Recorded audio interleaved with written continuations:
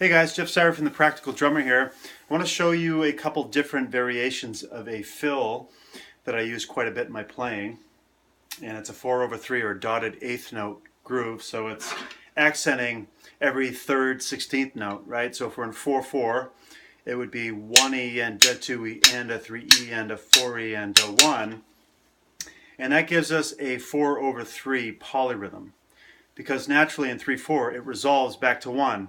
1E and a 2E and a 3E and a 1E and a 2E and a 3E and a 1.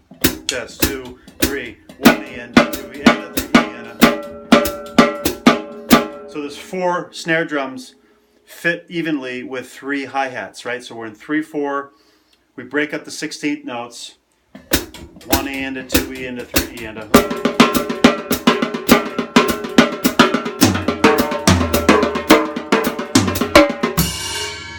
Okay, so it sounds kind of like triplets because it's 3-note groupings you're accenting, but you're using 16th notes, so it accents the 4/3. I'll play, a fill I like to use in my playing is a variation of, if I start on the 1 with the drum, 1E and 2E and 3E and 4E and 1. So 1E and 3E and 4. Okay, so I'm starting on 1. Let's do it to the pulse. Just one hand for now. 1 and 2E and 3E. 1 and 2E. 2, 3, 4. 1 and 2E. Okay, so that's you can see I messed the second one up.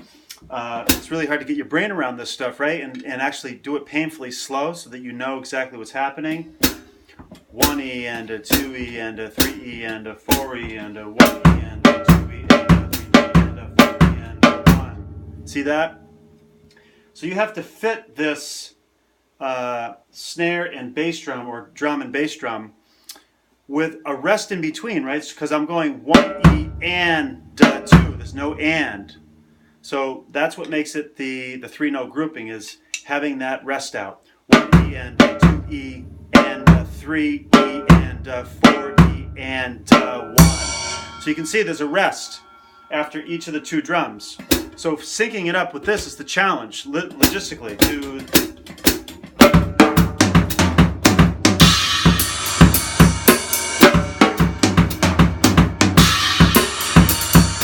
Okay, so what I want to do though is take it a step further.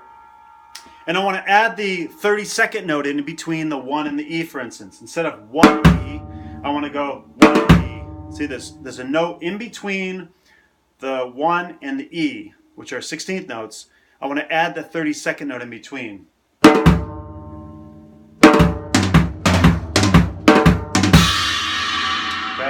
2, 3, 4.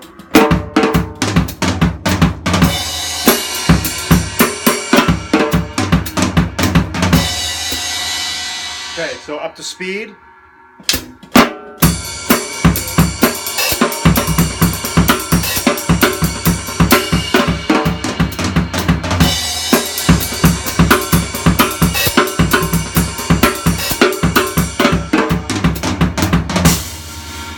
Okay, so you can see my left foot is going continuously on the quarter note.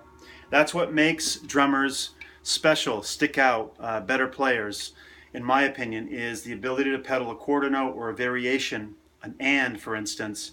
You can do the same thing pedaling the ands. It sound like this.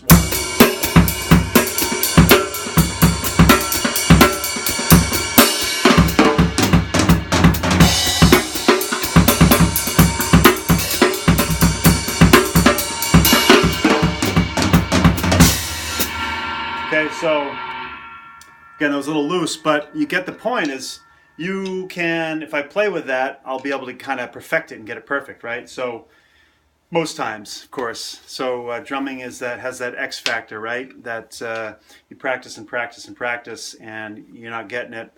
Then once in a while you actually get it. It's funny. So, try that out. Another variation of this fill, instead of just going, is bringing up the next right hand instead of, it's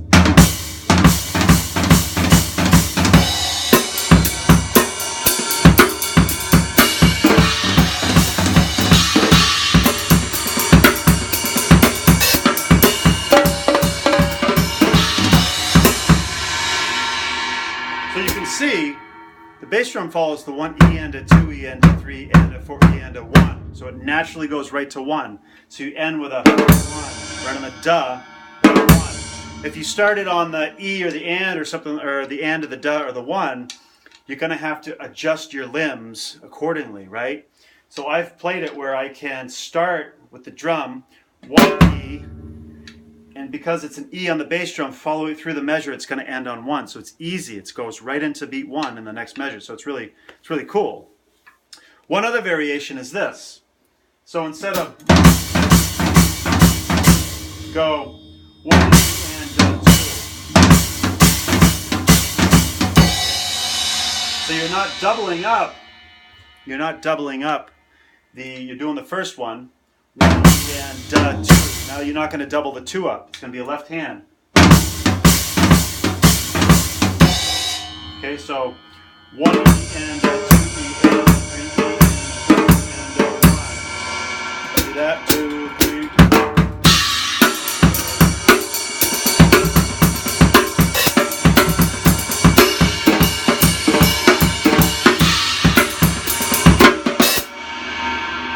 Okay, so try those out. Try those 3 variations out, and again, just try it first, getting it with the quarter note. 1 E and you got to count it out. 1 E and a 2 E and painfully slow. 1 E and a 2 E and a 3 E and a 4 E and a 1, 2. Left hand. 1 and a 2 E and 2. See that? So it fits perfectly. Because I'm singing 16th notes. I'm not playing every 16th note, but my left foot's holding the tempo down for me so that my body can play in time this rhythm, 4/3, articulated this way, okay? So I'll end with just these 3 variations as a, just play a couple measures, play this, a fill, play a couple measures, play a fill.